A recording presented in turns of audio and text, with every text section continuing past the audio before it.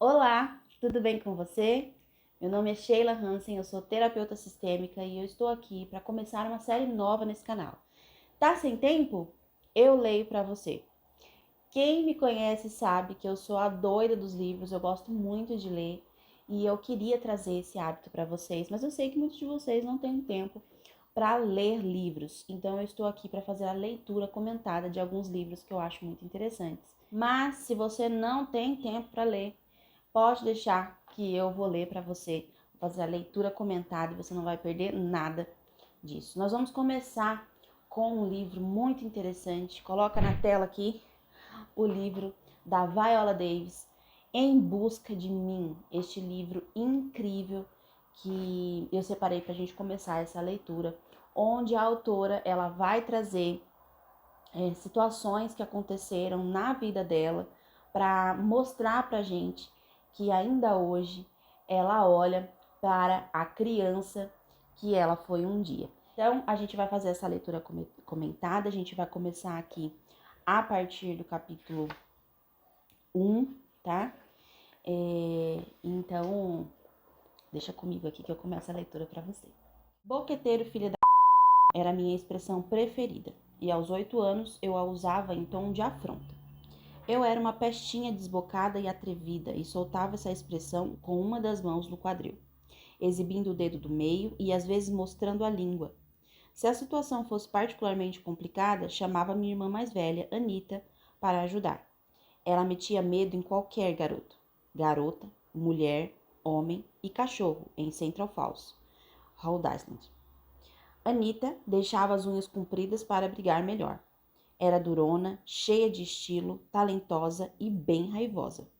Vou chamar minha irmã Anita para acabar com você, eu dizia confiante. Mas, sendo 3 anos mais velha que eu, ela não estava sempre por perto para me proteger.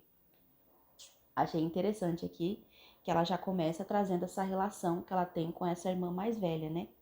E é bem assim que realmente acontece em muitas famílias, né? Os irmãos mais novos depositam nos irmãos mais velhos a confiança para protegê-los em situações difíceis, né? Mas muitas vezes ter essa responsabilidade como irmão mais velho de proteger o seu irmão mais novo pode se tornar um peso, né? Como que foi aí na sua família? Deixa aqui nos comentários pra gente saber, conforme a gente vai fazendo a leitura, como que essa leitura conversa com a história da sua vida, tá bom? Vamos lá, continuamos assim. Enquanto Anita era lutadora, estilosa, tão amada e admirada quanto temida, eu não era nenhuma dessas coisas. Eu era a amiga para todas as horas, competitiva, porém tímida. Quando ganhava concursos de soletração, exibia minha estrelinha dourada para todo mundo ver. Era o meu jeito de fazer as pessoas se lembrarem de quem diabos eu era. Quando estava na 3ª série, desafiei o garoto mais veloz da Hunt Street School, em Central Falls, para uma corrida na hora do recreio. Estávamos no ápice do inverno e todo mundo foi assistir. Eu tinha meu grupo, composto em sua maioria por meninas, e ele tinha o dele, formado por, bem, todos os outros. Meus sapatos eram 2 tamanhos menores do que o meu pé, e minhas meias estavam rasgadas bem na parte que deveria cobrir os dedos. Então, tirei meus sapatos e as meias e entreguei para minha amiga Rose, que disse: arrasa com ele. Não arrasei com ele. Deu empate.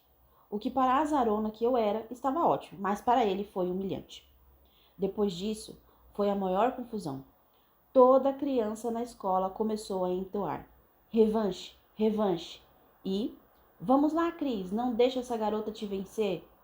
Observei aquela multidão rindo, me encarando e sussurrando: você não pode deixar essa preta te vencer. Quando os professores ouviram a confusão e me viram de pés descalços, precisei ficar de castigo no cantinho, envergonhada, como se tivesse feito algo errado. Por que todo aquele julgamento? Eu sofria bullying o tempo todo. Aquilo era mais uma face do trauma que estava vivendo. Minhas roupas, meu cabelo, minha fome, com minha vida familiar sendo a pior delas. A revolta, a raiva e a competitividade sendo minhas únicas armas. Meu arsenal. E quando digo que usava cada ferramenta daquele arsenal todos os dias, não estou exagerando. Então, olha só, né? Uma menina preta, que sofre bullying na escola e que vê a única alternativa para lidar com isso, estar com raiva, ser rebelde, causar confusão e, infelizmente, né, adultos despreparados que não percebem o que está por trás de tudo isso, por trás dessa rebelião dessa criança, essa rebelião que evidencia alguma coisa, né? Já comentei aqui com vocês que existem vários tipos de criança. E a criança rebelde, muitas vezes, ela está se rebelando para se sentir vista. E parece que foi o caso aqui da Viola, né? Vamos continuar. No fim de cada dia de aula, precisávamos fazer fila na porta dos fundos e esperar até que o último sinal tocasse. A professora abria a porta e todos saíam correndo para casa. Todo mundo ficava animado, porque era o fim do dia de aula. Todo mundo menos eu. Tanto quanto possível, empurrava meus colegas, quase chegando ao início da fila à força, não me importando nem um pouco se ficavam irritados comigo, porque quando aquele sinal tocava, eu precisava correr, precisava fugir. Na minha sala tinha um menino das ilhas de Cabo Verde, que fica na costa oeste da África. Ele era negro e português, e tão retinto quanto eu, mas ele não queria se misturar com afro-americanos, um pensamento que mais tarde descobri ser muito comum entre os cabo-verdianos de Central Falls. Era comum eles se autodeclararem portugueses. Eles detestavam que os chamassem de negros. Então, meu colega português e 8 ou 9 garotos brancos da minha turma faziam seu ritual diário de fim de aula, me perseguindo como cães perseguem a caça. Quando o sinal tocava, era um Deus nos acuda, comigo correndo, literalmente, para salvar a minha vida. Para a gangue de garotos, era um momento divertido e sádico. Todo dia, a mesma loucura, o mesmo trauma. Eu, em disparada, como Vilma Rudolph, em Flo Jo. Gente, tem uns nomes aqui em inglês que provavelmente eu vou pronunciar errado, viu? Vocês relevem. E eles logo atrás. Enquanto me perseguiam, pegavam o que quer que encontrassem no chão para jogar em mim. Pedras, tijolos, galhos de árvore, pilhas, pinhas, qualquer coisa que os seus olhos malignos avistassem. Mas me perseguir e atirar projéteis contra mim não era suficiente. Seus gritos maldosos eram direcionados ao alvo de todo aquele ódio. Feia.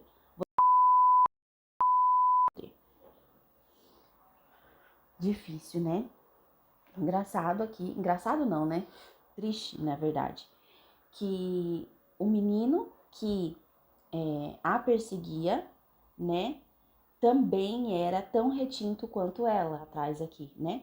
Mas, como ele era português, ele via uma maneira de se sentir superior a ela, né? Já que ela era afro-americana. E aí, você já sofreu algum tipo de preconceito, discriminação, bullying, enfim, qualquer coisa, por causa de alguma característica sua? Uma característica que deveria ser comum como qualquer uma outra, seja o tom da sua pele, a sua cultura, a sua religião, o lugar onde você vive, o lugar onde você nasceu. Já passou por algo parecido com isso? Isso aqui causa dores profundas. Não é à toa que ela começou o livro falando sobre essa experiência, né? Mas graças a Deus eu era rápida. Precisava correr muito pela Edinburgh Lane, o caminho que eu fazia para ser um atalho para chegar em casa. Uma rua idílica que parecia saída de uma cena de A Família Solacidó. Às vezes, os garotos se escondiam atrás de casas nessa rua, e eu precisava me esgueirar e escapar de algum jeito. Eu estava sendo caçada. Quando chegava em casa, estava um desastre ambulante, chorosa e com o nariz escorrendo. Todo santo dia. Um dia, após uma nevasca, havia tanta neve acumulada nas ruas que qualquer um podia se esconder atrás de montes gigantes que pareciam estar por toda parte. Meus sapatos tinham buracos enormes na sola, e eu não podia correr com eles porque meus pés doeriam mais do que já doíam normalmente. Por isso, eu costumava tirar os sapatos quando corria para salvar minha pele, levando-os nas mãos. Mas naquele dia, com montanhas de neve por toda parte, não pude fazer isso. Foi então que eles me pegaram. E quando conseguiram, seguraram meus braços para trás e me levaram até o líder, o garoto cabo-verdiano. Não vou citar nomes, porque, bem, a raça dele é bem mais importante para essa história. Ela é feia, disse ele. Meu coração estava batendo muito forte. Eu pedi a Deus em silêncio que alguém viesse me salvar. E as outras vozes diziam ao meu redor: o que vamos fazer com ela? Isso aí, você é feia pra... Você é feia, você é feia. Não entendo por que você diz isso, argumentei com o líder, o garoto português. Você também é negro. Quando falei isso, todos congelaram e caíram em um silêncio mortal. Por uma fração de segundo, era como se estivéssemos em um filme, enquanto os garotos eram silenciosos. Olhavam para o menino português, ávidos para responder a qualquer comando que ele desse. Você também é negro! Dessa vez eu gritei, chamando-o pelo nome. O grupo permaneceu em silêncio, tão quietinhos. Ele olhou de um garoto branco para o outro, assustado e fazendo de tudo para encontrar uma maneira de esconder a verdade que eu acabara de soltar. O tipo de verdade enraizada em um ódio de si mesmo que preferíamos levar para o túmulo. Por fim, ele gritou irado. Nunca mais me chame de negro. Eu não sou negro, sou português. Já viu aí, né? O que estava por trás do bullying? Gente, quando a gente está falando sobre bullying, a gente precisa observar que tanto a vítima quanto o agressor, eles têm questões aí por dentro, tá? Não é só a vítima que sofre por alguma coisa. O agressor, ele também tem uma razão, um porquê, uma raiz de ele fazer as coisas que ele faz. Não justifica, tá? Nós estamos aqui para justificar esse comportamento. Não justifica de maneira alguma, porém explica muita coisa. Ele me deu um soco muito forte no braço. Então baixou o olhar e envergonhado por ser exposto. Como se eu tivesse revelado a sua verdade mais incômoda, mais dolorosa. Dá-o fora daqui! Eles me jogaram na neve e a chutaram em mim. Meu braço se retesou, estava doendo muito. Fui andando para casa, completamente humilhada. No dia seguinte, não queria ir para a escola. Minha mãe estava lavando roupa em uma daquelas velhas máquinas de lavar manuais em que era necessário puxar as roupas por um espremedor. O que aconteceu com você? Perguntou ela. Mamãe, aqueles garotos na escola querem me matar. Eles me perseguem todo dia depois da aula. Depois de esconder por meses, enfim contei a ela o meu trauma diário. Uma coisa importante aqui, hein? Escondeu por vários meses.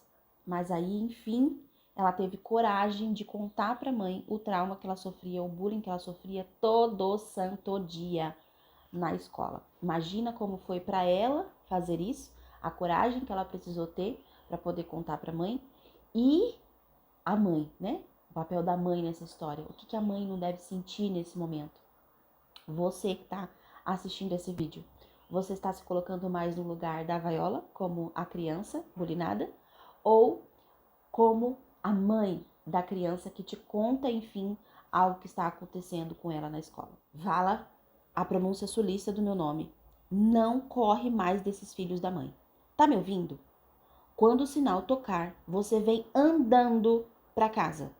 Se eles mexerem com você, acabe com eles. Com acabar com eles, ela queria dizer espetar. Mas, se você já viu uma agulha de crochê, entende que minha mãe estava apenas sendo ética. Elas não são nem um pouco afiadas. Ela me deu uma e me disse para guardá-la no bolso. Era de um azul bem brilhante. Não volte aqui choramingando por causa desses garotos ou eu vou te dar uma surra. Ela falava sério. Aquela era uma mulher mãe de 6 filhos. Ela não tinha tempo para ir à escola todo dia e lutar nessas batalhas. Precisava muito que eu soubesse me defender, mesmo que tivesse que me ameaçar para que eu reagisse. O que você acha da reação dessa mãe? Coloca aqui nos comentários para eu saber. O que você acha da reação que essa mãe teve? Você acha que ela deveria ter acolhido mais a Viola? Você acha que a instrução que ela deu foi a mais assertiva? Você teria feito diferente? A verdade é que toda mãe ela faz o melhor para o seu filho e nós não estamos aqui para julgar o comportamento, mas precisamos olhar para isso e pensar: será que eu faria diferente? Será que se eu tive uma mãe parecida com essa, Será que eu julgo o comportamento dela? Será que eu digo que ela deveria ter ido lá e me defendido daqueles garotos? Eu critico as decisões que a minha mãe toma? Eu gostaria de ter tido um outro tipo de reação da minha mãe depois de ter guardado tanto tempo esse segredo? O que você acha? Coloca aqui pra mim, porque eu quero ler todos os comentários de vocês para responder, tá bom? Inclusive, a gente vai continuar lendo, fazendo a leitura desse livro. Se você quer ver a continuação, você precisa se inscrever no canal, tá? Se inscreve no canal para você receber a notificação do próximo vídeo. No dia seguinte, foi necessário cada osso, músculo e célula do meu corpo para que eu caminhasse quando o sinal tocou. Ouvi as vozes dos garotos atrás de mim. Senti a fúria deles, o ódio, mas andei o mais lentamente possível. Obedeceu a mãe. Tão lenta que mal me movia. Meus dedos seguravam firme a agulha de crochê azul brilhante no bolso. As vozes ficaram mais altas e mais próximas. Por fim, senti alguém agarrar o meu braço com violência. E então uma fúria, uma determinação, uma exaustão tomaram conta de mim. Eu sussurrei: se não tirar as mãos de mim, eu vou acabar com você. O garoto me olhou aterrorizado, analisando meu rosto para saber se eu falava sério. E era sério. Ele me soltou e os outros se afastaram, rindo. O ritual de perseguir a garota negra de cabelo duro, de repente, perdeu o encanto. Anos depois, durante uma conversa com Will Smith, no set de Esquadrão Suicida, tive uma epifania. Ele me perguntou: Viola, quem é você? Como assim? Eu sou eu, respondi com uma confiança forjada. Ele perguntou outra vez: Não, mas quem é você? O que quer dizer com isso? Olha, eu sempre vou ser o garoto de 15 anos que levou um pé na bunda da namorada. Sempre serei esse garoto. Então, quem é você? Quem sou eu? Fiquei calada. E mais uma vez aquela memória indestrutível me atingiu. Então, despejei tudo. Sou a garotinha que corria para casa todo dia no terceiro ano porque uns garotos me odiavam por eu não ser bonita, por eu ser negra. Will me encarou como se estivesse me vendo pela primeira vez e só assentiu. Senti um nó na minha garganta, as lágrimas se formando. Memórias são imortais, são imperecíveis e precisas. Têm o poder de dar alegria e perspectivas em tempos difíceis, ou podem sufocar.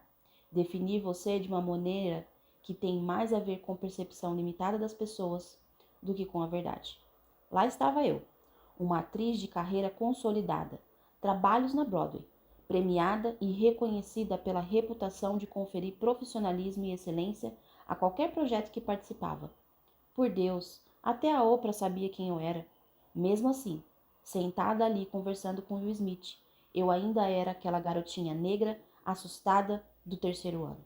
E embora estivesse há muitos anos e muitos quilômetros de Central Falls, Island, nunca tinha parado de correr. Meus pés só tinham parado de se mover. Eu tinha toda a força física do mundo, mas não havia adquirido o domínio da coragem. Essa é a memória que me define.